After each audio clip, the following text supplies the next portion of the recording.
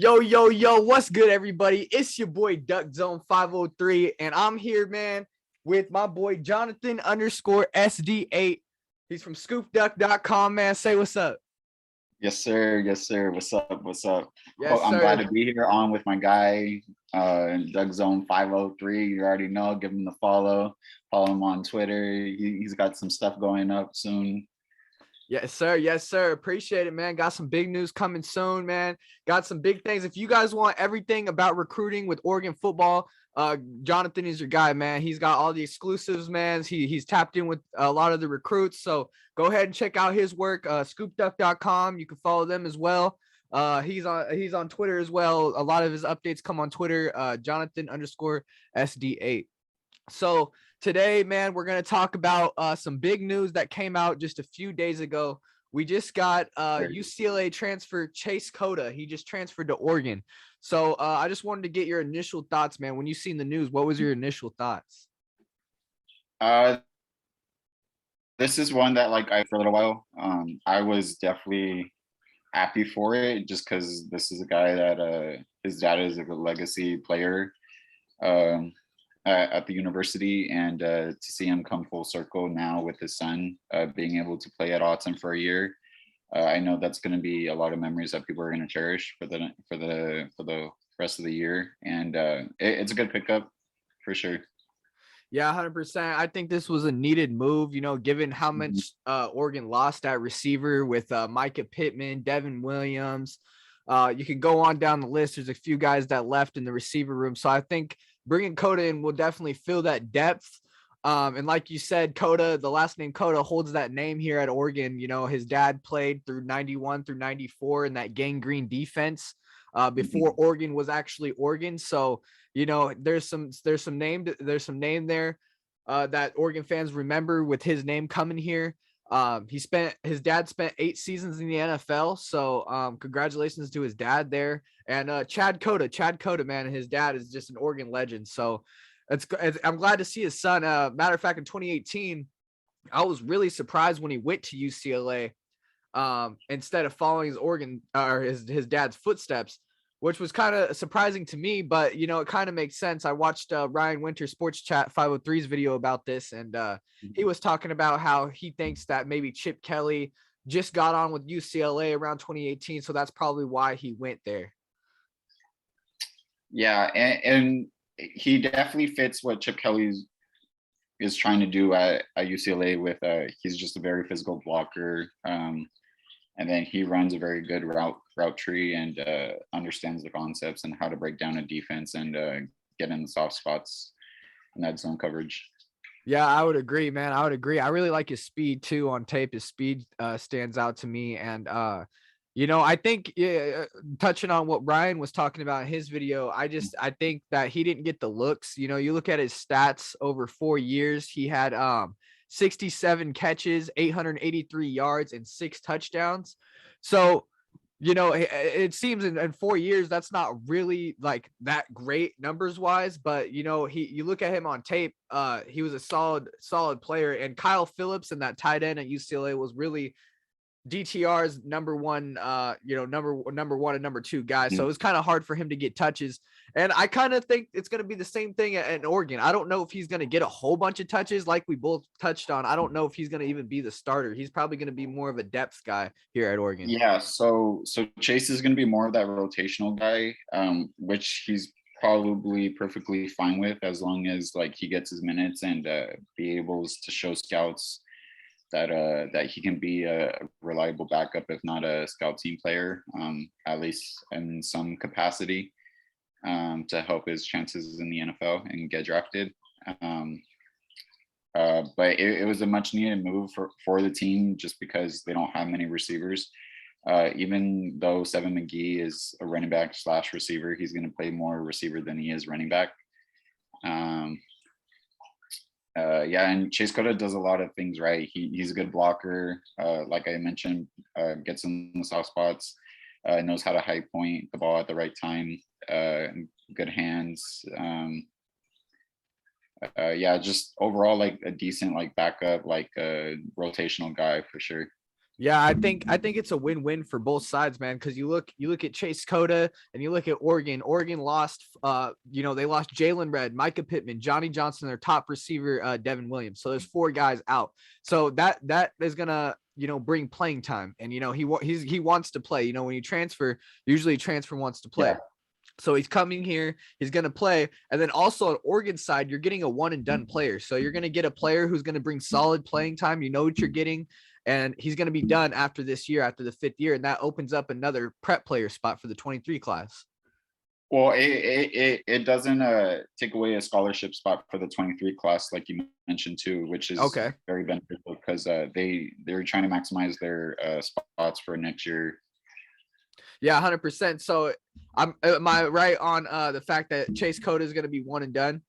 He's pretty much out. Okay. He's a one and done. Yep. See, I remember I was talking to you. I was texting you a few weeks ago before Cota came on, and it was Arliss Boardingham or Cota basically, and we were kind of debating that. And yeah, I think it's working out great for the Ducks and Cota though. I think it's a win-win for everybody. Even Arliss Boardingham, him going to Florida. I think it's the right decision for everybody in that scenario that we were talking about. So Yeah, so it just kind of just the way the chips fell. If Oregon had more spaces, they probably could have landed both, but it was just kind of just the way the class went this year, and they could only take one.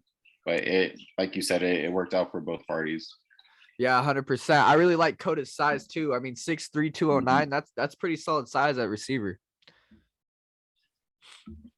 But yeah, man. So I think that pretty much covers Chase Cota, man. I think what we expect is just a solid backup player who can fill the roles. I think you're gonna see the young guys like Troy Franklin, Chris Hudson, Dante Thornton really get most of the play time there this year. I think they're gonna be the starters. And then Isaiah Brevoort is another second-year player we can note there who's coming back. But yeah, I really like this receiver group. I think this receiver group as a whole is really unproven, but got a lot of talent. I think this receiver group has a bigger ceiling, a higher ceiling than the receiver group beforehand. Would you agree with that? Yeah, most definitely. And Chase Cota can be like a mentor to those like younger receivers too, especially the guys like in his like frame size, like Brevard and Thornton, who are similarly sized at 6'3", 6'4", at like 200 to 210 pounds. But yeah, most definitely, this receiver room is a lot better than what we've had in the last few years, and it'll continually get better, especially with the way that the program's trending. And once Oregon can send some of these guys to the NFL, it'll help them on the trail. Yeah, one thing I'm looking with this receiver group is an interesting thing that I'm looking for. Some that a lot of fans won't really be looking for is I'm looking how these receivers will block. Because that's one thing that their last pass receiving group was really, really good at. These guys could block on the edge for the running backs and stuff like that. So with young guys coming in, and they are called the skinnies. So especially against physical Georgia DBs in that first game, I really want to see how these guys can block. Now we know they can run routes. We know they're fast. We know they can catch the ball. That was proven. We've seen that this year. But how well can these guys block? And that's important. It's important, when your receivers can block. For sure, especially to get your holes, to set those holes open for your running backs, or if Bo Nix or Ty Thompson or Jay Butterfield need to get on the run and move the chains up for sure. Yeah, speaking about those quarterbacks, man, you want to give your take on who you think is going to start game one? Shoot. I would say Ty Thompson. Also, the fact that Thompson and Butterfields are going to be the starters, or not the starters. They're going to be playing in the spring game, and Bo Nix is going to take the spring off, and he'll compete in the fall. But that's just my opinion. That I think Ty Thompson will start for the first game, and then they'll kind of just ride it out and see how it goes. And then if he struggles, then they'll go with Bo or Jay.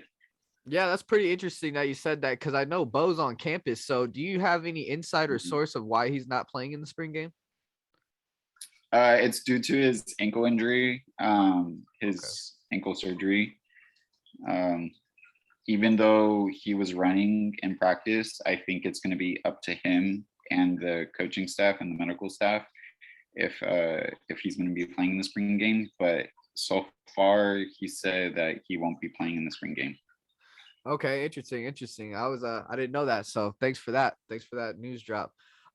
Let's talk just a little bit. Let's touch on the 23 recruiting class. Who do you see maybe that is going to be the next 23 commit? Okay, so for anyone that's watching on here, if you like receivers, which I guess is the topic for the day, is the receiver group. Kyle Casper from Arizona, 6'4", 200 pounds, I think. He's definitely the name you definitely want to keep an eye on. He's probably the next guy. It's still way too early, but he would probably be the next guy that I would keep an eye on.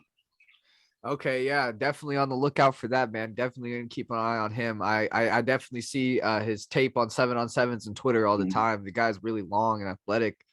I think if he commits to, another guy to look out for is Nico. I don't how do you say his last name? Amave or something? Amaleva. Yeah, we're gonna have to work on that one. We're gonna have to We're work on gonna it. need to work on that one, you I'm gonna guys. just call him Nico for now. Nico for now. I'll work on that last name. But yeah, I think him. I think if Kyler was to commit, I would be on the lookout for him as well. Since we're talking about receiver, another thing I just seen on Twitter this morning was Jalen Brown. Yeah, he's gonna take a visit to Oregon, so that's something to look on too. And he's a legit like top 4, top 5 in his position group. Like he could be like a legit 5-star by the end of all of this. He's from down South Florida and South Florida. So it's going to be hard, especially now that Mario Cristobal is there at Miami and they have some recruiters on that staff. So it'll be hard, but it doesn't hurt to try. Yeah, it doesn't hurt to try. And if we've seen it before, you get guys on campus, it could easily, change their mind for sure. Well, Jonathan, Yeah. I want to thank you for. Oh, do you want to say something before we end? Oh yeah, just real quick. I know we mentioned Nico, but I just wanted to say that Nico plans on committing in April, and he'll be at the few spring practices that Oregon will host, and then he might attend the spring game.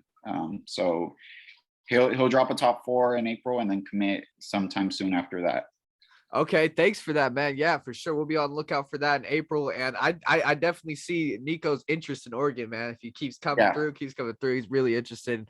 I've seen some quotes as well. Like a player like that. Yeah, especially like a player like that and his caliber and the kind of guy that you can build a class around and just a guy that people will like rally around, and he'll definitely get some high-end guys on the offense and even the defense too. Yeah, I agree, man. I think that if you get that quarterback to commit early, that lets the rest of the offensive recruits who you're trying to get know who's your man. And then I think that Oregon's like this last class really focused on the defense, and even for the last couple of years, the defensive side of the ball has been like the more talented side. So I think if we could get land guys like that on the offensive side, it's going to really balance this team out really nice. Yeah, you always want to recruit balanced on both sides, and last year before the whole class just got disintegrated. It was pretty balanced, but yeah, it'll probably be a heavier offensive class than a defensive class this year. Yeah, 100%, man. Well, on the lookout. Well, man, I want to thank you for your time, bro. You're always welcome on the channel. And man, thank you for having me on. 100%, man. It's awesome. Yeah, Jonathan's your guy for all things recruiting, Oregon football. You can follow his work and see his writing on scoopduck.com as well. Go ahead and shout out your socials. Yeah, so follow me on Jonathan_SD8 on Twitter, and then for any more updates on recruiting, go follow scoopduck.com at On3. Justin Hopkins runs the site, and he does a lot of good work for the fans and the subscribers. Yeah, absolutely, man. I love your guys' work, and you guys work hard to get the scoop, man, for sure. If you guys know me, obviously, if you guys are still watching, I'm Duck Zone 503, man. Y'all can go follow me on Instagram and Twitter to get the fastest news. My YouTube, I have to record it and edit it, so it takes some time to get the news out there. So if you guys want the latest updates, go follow me on Instagram and Twitter as well. I talk all things Oregon football, everything Oregon football. So if you like Oregon football, go ahead and follow. Go ahead and subscribe. You know what it is, man. Go ahead and follow my Get boy that Jonathan and bell. everybody on Scoop Duck. It's very late. Yes, sir. Yes, sir. All right, go Ducks. Go Ducks.